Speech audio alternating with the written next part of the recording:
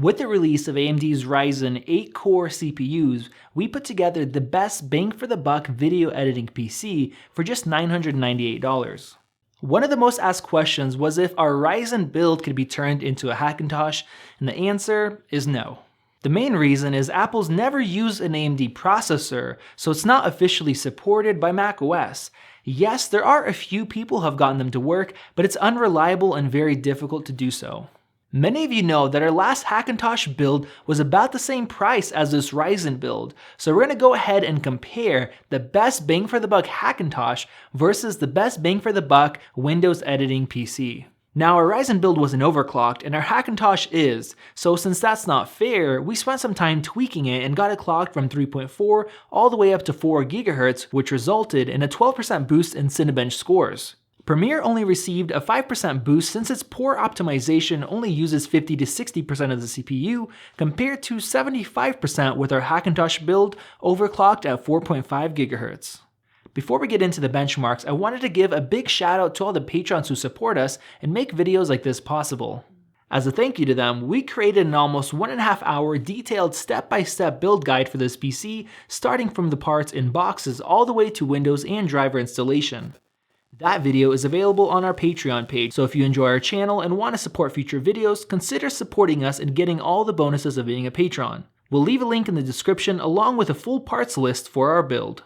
Starting off, we're going to take a look at Cinebench, which is going to show us the full rendering potential of each CPU. Our Ryzen build comes out 77% faster than our Hackintosh, but it'll be up to the editing programs to make use of this power. Getting into video editing, we'll start off with Premiere Pro on both systems. Rendering a 5-minute 1080p clip with 2 LUTs and film grain applied, the Ryzen build is about 32% faster. Running the same test in 4K shows a 22% improvement. Moving on to the toughest test, which is 4 4K clips in a 4K project, each with 2 LUTs and film grain applied, and 2 clips being reversed, the Ryzen shows a 38% improvement. Now, most editors don't go through the hassle of setting up a Hackintosh to use Premiere. They do it to use Final Cut, which is a much more efficient program. So next, we'll take a look at Premiere on Ryzen versus Final Cut on our Hackintosh. Now, before I show you the numbers, I have to mention QuickSync. The reason why Apple computers render video so fast with Final Cut is the use of Intel's QuickSync chip that separates the rendering from encoding. This makes exporting really fast, which is nice, but it doesn't improve your timeline editing experience. The numbers I'll be quoting are without QuickSync because, unlike a real Mac, using QuickSync on our Hackintosh makes it less reliable, so in a business environment we don't use it, but I will list it below so you guys can check out those numbers as well. In our 5-minute 1080p test, Ryzen is about 74% faster than our Hackintosh without QuickSync.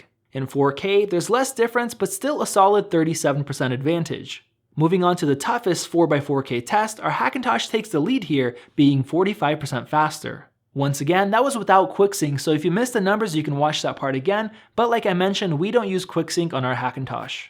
As far as timeline smoothness, both systems can play back full resolution 4K with a few effects. If you stabilize footage, this is where Final Cut kills Premiere with a 20-second 4K clip, taking only 14 seconds to analyze compared to 6 minutes. This isn't because of Ryzen, but Premiere Pro's inefficiencies, where it only uses about 10% of the processor and none of the graphics card, compared to Final Cut, which maxes out both the CPU and GPU, resulting in very fast speeds.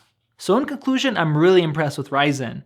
For $1,000, you're getting a system with 8 cores running at 4 GHz, and this is really helping Premiere Pro to be as fast or faster in some tests compared to a Hackintosh where they usually were behind if both systems were using 4 cores. This is great for video editors since the majority of them use Premiere Pro, and if Adobe finally steps up and starts to optimize their system to use more than 50 to 60% of this processor, it's going to be even better. If you haven't seen our full Ryzen video, definitely check that out. We'll have a card up above and a link in the video description, along with a full parts list to the system and a link to our Patreon page where you can support us for a few bucks a month and get access to that step-by-step build guide along with other bonuses. We definitely appreciate your support, and that's what makes videos like this possible. Thank you. If you guys have any questions, you guys can ask in the comment section below, and if you like this video, hit that like and sub button. This has been Max, and I'll see you in the next one.